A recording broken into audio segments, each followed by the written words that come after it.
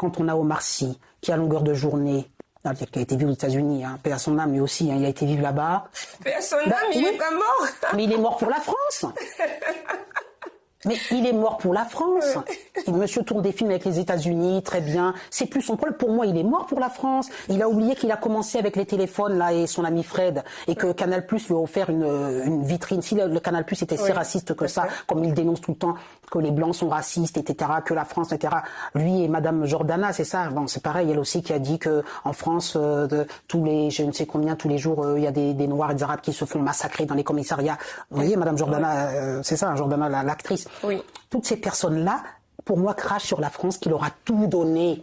La France a tout donné à Omar Sy. Omar Sy, aujourd'hui, est-ce qu'il jouerait dans Jurassic Park et dans tous les grands films dans lesquels, s'il n'y avait pas eu tout simplement la France, l'école française qui lui donne ça, et le Canal+ qui lui donne cette porte-là. Pourquoi aujourd'hui arriver avec ce discours indigéniste et en permanence rappeler que la France, pays, etc. Donc moi, aujourd'hui, je suis écœurée, en fait, de voir ça. Moi, en tant que noir, justement, si je devais dire machin, ben j'ai honte d'Omar Sy, j'ai honte de ce genre de discours. Sois fier de ce que la France t'a donné et représente-la fièrement à l'étranger plutôt que de la fustiger en permanence. Comme Ramayad aussi, qui est parti aux États-Unis puis qui d'un seul coup est rentré dans ce discours wokiste, etc. Ça m'écœure. Donc moi, effectivement, je me détache de ces personnalités-là. Je veux plus, en fait, je me considère, c'est pour ça que je dis mort pour la France. Pour moi, Omar Sy est mort pour la France. C'est un grand acteur, hein, il n'y a pas de souci. Il a réussi, mais il n'a plus rien à voir et il ne se sent pas français. Oui. Voilà. Donc, pourquoi? Il y a quelque chose qui a été raté du point de vue de l'assimilation.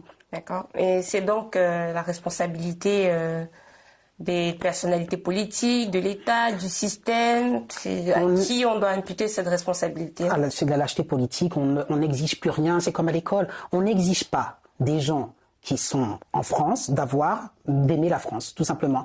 Ça se mérite une nationalité. Moi, je suis né avec, hein, je suis né français et compagnie. Mais si je n'étais pas français, la chance d'être en France et d'évoluer, à un moment donné, il faut lui rendre ça. Il faut aimer la France. Vous avez vraiment l'impression que il aime la France, Omar Sy? Vous avez vraiment l'impression qu'il aime la France pour dire ce qu'il dit? Je prends aussi le cas de Karim Benzema. C'est pareil. D'ailleurs, c'est assez intéressant de voir que Deschamps l'a rappelé, mais qu'en même temps, il peut pas le mettre parce que, vous voyez, il y a une sorte de désamour comme ça. Il n'y arrive pas. On n'arrive pas à prendre Benzema, qui est l'un des meilleurs footballeurs français de l'histoire. C'est la même manière. Il y a quelque chose qui ne matche pas. Quand vous regardez les tweets de Benzema, vous avez vu le nombre de tweets qu'il fait contre la France? Il y a toujours des sous-entendus dans ces tweets. Vous n'avez pas à me dire que Benzema se sent français. Dans toutes ses revendications, il y a un côté, voilà, moi je ne me sens pas français. Et il rejette la France. Donc après, ils se plaignent d'être persécutés, ou ils se plaignent qu'on ne les accepte pas. Mais je pense que la France aurait pleinement accepté Benzema si Benzema s'était senti français. Oui.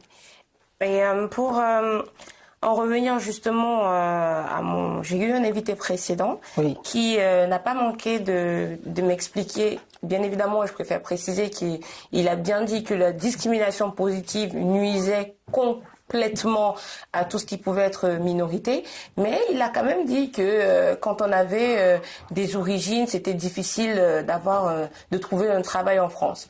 Est-ce que vous partagez finalement ce point de vue-là? Alors, c'est une très bonne question. J'ai eu souvent des réflexions comme ça de la part de personnes qui étaient noires de peau comme moi, me disant, tu sais, pour nous c'est compliqué, il faut ceci, cela. J'apprécie pas ce discours. Je suis pas pour la discrimination positive, je vais vous dire pourquoi. Parce qu'il entretient une idéologie victimaire. J'ai pas répondu à cette personne. Je me rappelle, c'était dans une réunion où on était dans un dîner et c'était au thème de l'Afrique, etc. Et j'étais très content d'être là. Donc il y avait que des personnes d'origine africaine. Enfin, c'est une anecdote que je raconte. Hein. Et il me disait, ah oui, j'entends que tu voudrais monter une affaire là, etc. Eh bien voilà, je vais te faire rentrer dans un truc parce que tu sais que pour nous, on pourra jamais acheter ici.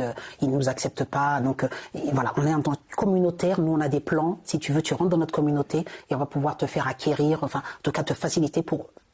J'ai pas répondu, j'ai dit oui, je voulais pas le contrarier, mais il connaissait pas ma vie, et s'il connaissait ma vie, il saurait que je suis propriétaire d'un centre médical de 240 mètres carrés à Paris, que je l'ai acheté, que j'ai pu le faire. Et pourquoi? Parce que dans mon logiciel, je vous dis, je ne me vois pas noir. Donc si vous vous voyez noir et si vous mettez ça en avant, effectivement, dans le reflet, On va vous renvoyer ça. Ouais. Moi, aujourd'hui, je veux surtout pas de discrimination positive. Oh là là, surtout pas. Ça voudrait dire qu'on mettrait, d'ailleurs, Christine Kelly en a parlé récemment sur CNews, hein. Il y a eu un truc au sujet de la discrimination positive de la ministre de la Culture. Oui, qui veut embaucher sous le